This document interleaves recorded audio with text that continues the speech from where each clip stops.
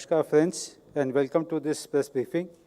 As you are aware, the Cabinet and the CCA met this morning to brief you on the decisions taken in the meeting we have with us, the Honorable Minister for Information and Broadcasting, Environment, Forests and Climate Change, and Heavy Industries and Public Enterprises, Shri Prakash Javadekar ji, the Minister of State Independent Charge for Ministry for Ports, Shipping and Waterways, and Minister of State for Chemicals and Fertilizers, Shri Mansukh Mandavia ji. After the briefing, we shall take some questions. Over to Honorable Minister, sir. सबको नमस्कार। प्रधानमंत्री नरेंद्र मोदी जी के अध्यक्षता में आज cabinet की बैठक हुई जिसमें अहम फैसले लिए गए। किसानों के लिए बहुत लाभकारी ऐसी न्यूट्रिएंट बेस्ड सब्सिडी का भी निर्णय हुआ। इनलैंड वाटरवेज का भी एक निर्णय हुआ जिसकी जानकारी मांडविया जी देंगे। एक बहुत दूरदृष्टि का भारत को नए युग में ले जाने वाला एक फैसला आज के मीटिंग में हुआ। वो डीप ओशन मिशन, गहरे समुद्र के तले एक अलग दुनिया है। आपको पता है पृथ्वी का 70% समुंदर ही है, तो उस समुंदर में एक अपनी दुनिया है। तो उसका बहुत ज़्यादा अध्ययन भी नहीं हुआ था। तो भारत ने आज तय किया है कि आने वाले 5 सालों में ये डीप ओशन मिशन, इससे जिस ब्लू इकोनॉमी की हमने कल्पना की है, मत्स्य व्यवसाय से लेकर समुद्र की सारी शक्तियों का विकास के लिए दोहन करना, ये करने का काम होगा। इसके 5-6 विशेष बिंदु है, उतने केवल मैं बताऊंगा। इसमें एक विशेष प्रकार का सूट होता है, मैकेनिज्म है, टेक्नोलॉजी है। 6000 मीटर नीचे जाकर पानी में वहाँ मिनरल्स है, उसकी स्टडी अभी तक नहीं हुई। भारत का 7000 किलोमीटर का किनारा है, 9 राज्यों से जुड़ा है, लेकिन हम डीप ओशन मिशन कभी किया नहीं, इसलिए ये काम पहला होगा। दूसरा, जलवायु परिवर्तन में हमेशा चर्चा होती है सी लेवल राइज की, ग्लेशियर टूटने की, टेम्परेचर में कम ज़्यादा होने की। तो सचमुच में डीप सी में जाकर क्या परिणाम हो रहे हैं, इसका अध्ययन करने का भी एक काम इस मिशन में होगा। जैसे मैंने कहा, वहाँ एक अलग जीव सृष्टि है। आपको अगर बहुत दूर नहीं जाना है तो लक्षद्वीप जाके भी, या गुजरात के पास भी जहाँ कोरल है, तो कोरल की दुनिया को देखेंगे तो एक अलग दुनिया समुद्र के नीचे, समुद्र के तल में है, यह हमें समझता है। तो ये बायोडाइवर्सिटी का भी अध्ययन करेगी। गहरे समुद्र का आज तक एक तरह से सर्वे मिनरल के दृष्टि से नहीं हुआ। वो जो पहले मैंने बताया वो टेक्नोलॉजी मिशन एक तरह से है। ये जो है सर्वे होगा कि किस एरिया में है। वहाँ एक एडवांस मरीन स्टेशन भी स्थापित होगा, जिससे ओशन बायोलॉजी का अध्ययन होगा, जो उद्योगों के लिए बहुत फायदेमंद रह सकता है। एक ऑफशोर ओशन सेंटर भी होगा जो थर्मल एनर्जी को ढूंढेगा। जमीन पर थर्मल एजेंसी देखी है, आइसलैंड में तो बहुत सारी है, अपनी यहाँ भी कुछ जगह है, लेकिन समुंदर में ये काम अभी तक नहीं हुआ था, वो भी होगा। लेकिन जैसे मैंने कहा, दुनिया के केवल 5 देशों में ये कैपेसिटी है, कैपेबिलिटीज है, टेक्नोलॉजी है। अमेरिका, रशिया, फ्रांस, जापान और चाइना। और इसकी जो टेक्नोलॉजी है वो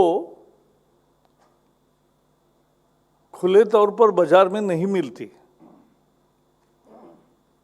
तो इसलिए ये खुद को ही डेवलप करना भी पड़ता है। तो एक तरह से आत्मनिर्भर भारत का भी एक आविष्कार है। एमएसएमई और स्टार्टअप को बहुत सारे अपॉर्चुनिटीज है, और इसलिए ये मिशन भारत को नए युग में ले जाने वाला शोध के दुनिया में ऐसा है। Friends, today cabinet approved deep ocean mission. This will support blue economy. The main features of that are mineral study, 6,000 meters deep in sea. The changes, if any, to be noticed because of climate change. To study more deep sea biodiversity.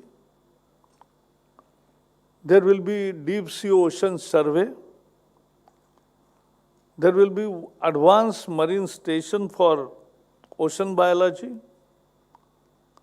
And there will also be offshore ocean thermal energy part of mission. So this all will help new emerging sectors in startups, because this technology is not available in market. It's with limited 5 countries: US, Russia, France, Japan, China. India will be now 6th country to have it. And so there is good opportunity for our own small industries and research. And more importantly, this is also our travel in the vision of Atmanirbhar Bharat. That's all from my side. Over to Mansukh Mandviya.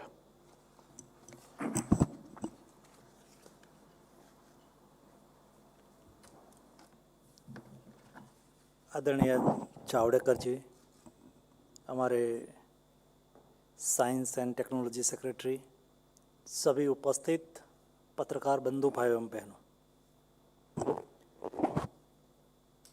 Modi ji ने किसानों के लिए आज एक महत्वपूर्ण फैसला लिया है। अखात तीज के दिन मोदी जी ने देश के किसानों के अकाउंट में 20,667 रुपीज़ डीबीटी के माध्यम से जमा करवाए थे। उसके बाद ये दूसरा महत्वपूर्ण फैसला है जो किसानों को मददरूप होगा, किसान का खर्च बचाएगा और प्रोडक्शन बढ़ाएगा। आप जानते हैं कि यूरिया खाद, यूरिया फर्टिलाइज़र, उसकी प्राइस सेंट्रल गवर्नमेंट तय करती है और सब्सिडी फ्लक्चुएटेड रहती है। फॉर एग्जांपल, यूरिया खाद जब उसका प्रोडक्शन होता है तो सरकार ने तय किया है कि 217 रुपीज़ 270 रुपीज़ पर प्रति बैग, तो ये प्राइस फिक्स रहेगी। कभी प्रोडक्शन कॉस्ट कम आएगी, ज़्यादा आएगी, तो सब्सिडी प्लस माइनस होती रहती है। आज एवरेज यूरिया की एक बैग पर 900 रुपीज़ भारत सरकार सब्सिडी देती है। किसान को 217 रुपीज़ में मिलता है, लेकिन भारत सरकार एवरेज 900 रुपीज़ सब्सिडी देती है।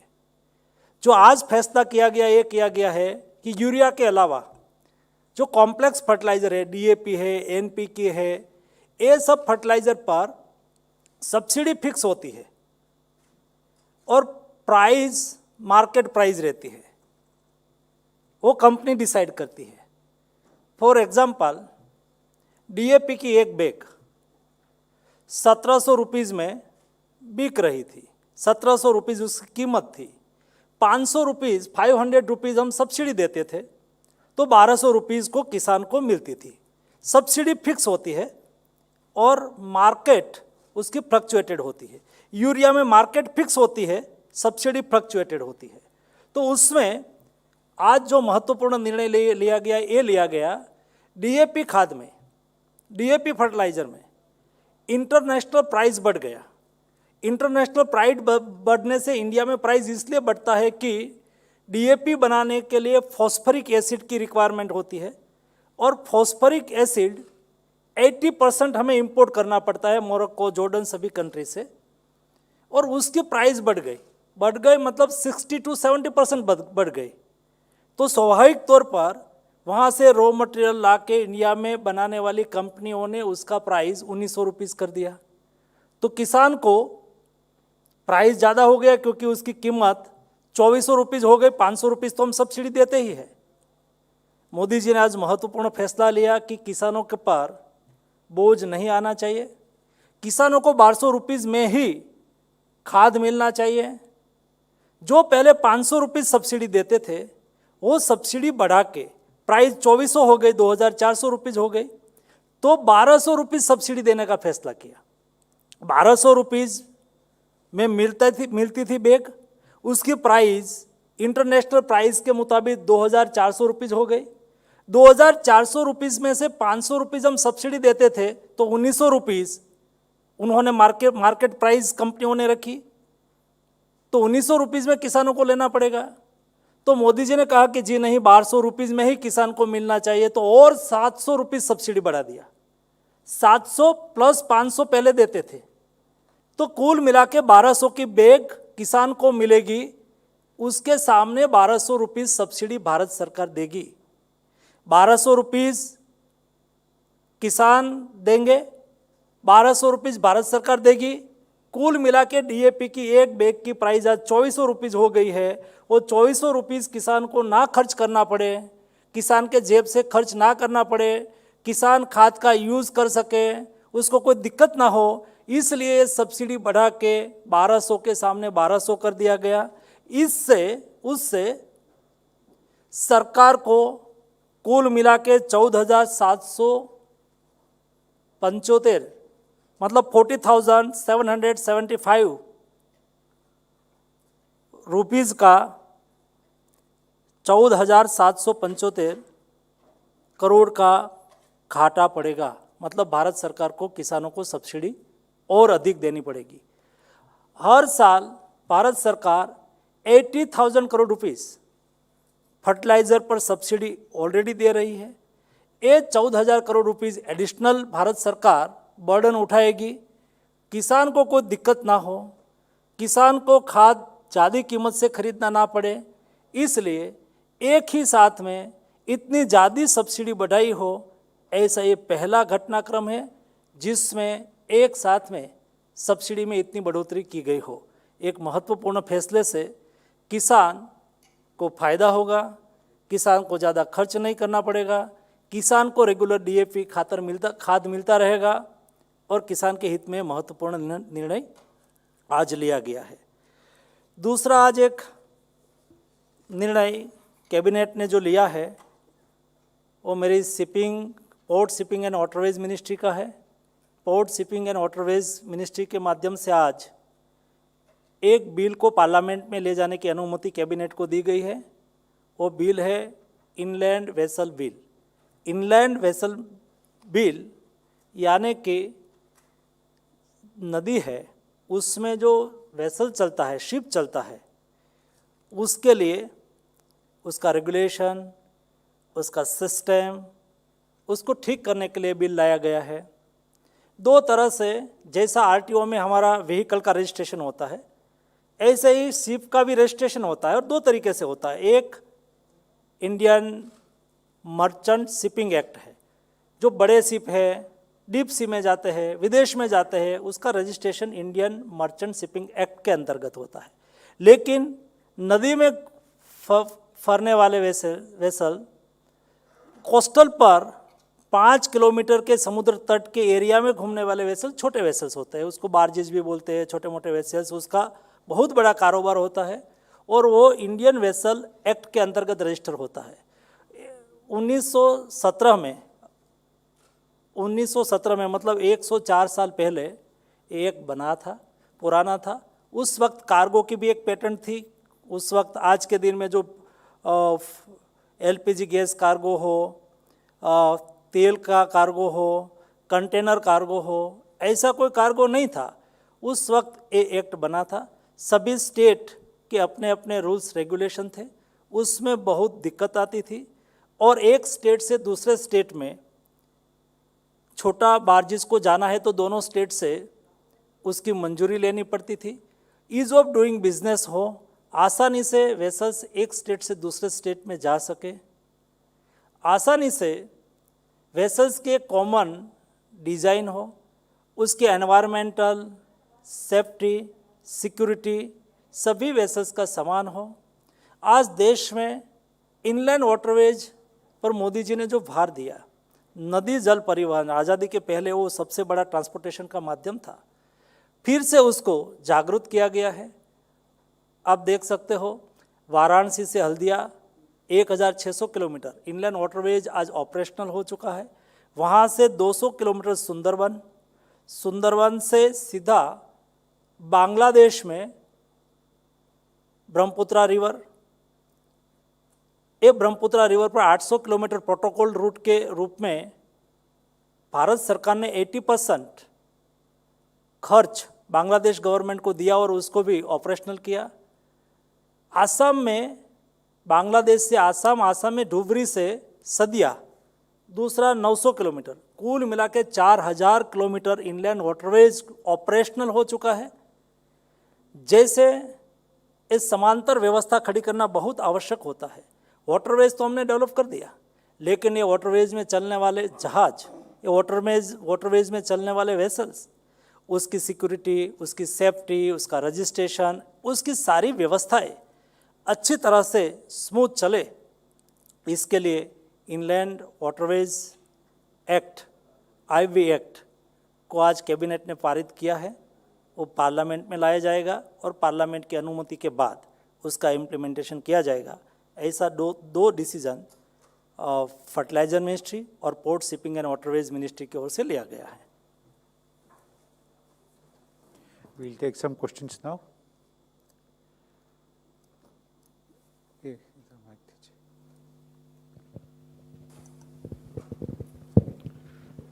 सर, मेरा सवाल यह है कि आपने कहा कि पहले यूरिया की कीमत जो है वो फिक्स थी, उसमें सब्सिडी फ्लक्चुएट करती रहती थी।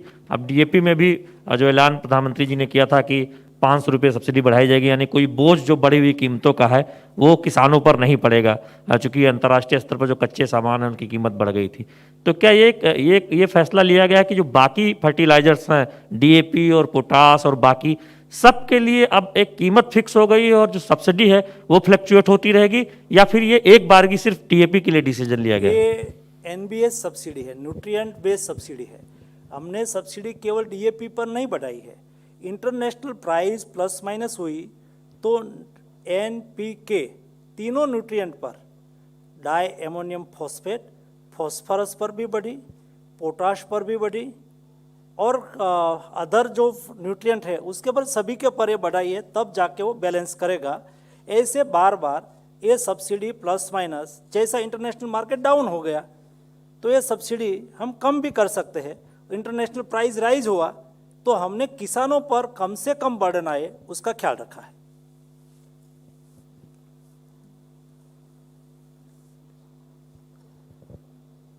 नमस्कार जावड़ेकर जी, मेरा सवाल आपसे है सर। सूचना प्रसारण मंत्री भी हैं आप, और हम ट्विटर विवाद देख रहे हैं। एफआईआर भी दर्ज हुई है आईटी कानूनों का पालन न करने को लेकर। इस विवाद को आपका मंत्रालय कैसे देखता है?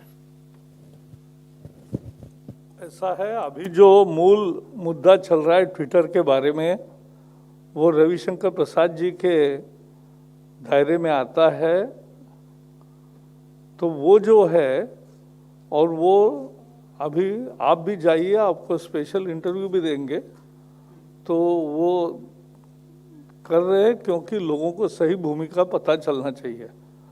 हम डिजिटल मीडिया को देखते हैं, और हम जो डिजिटल प्रिंट हो या इलेक्ट्रॉनिक हो, तो उसी को हम देखते हैं। तो उसके बारे में अभी विवाद की स्थिति नहीं है। Subscribe to our channel by clicking the subscribe button. Click the bell button and enjoy the latest uploads from our channel.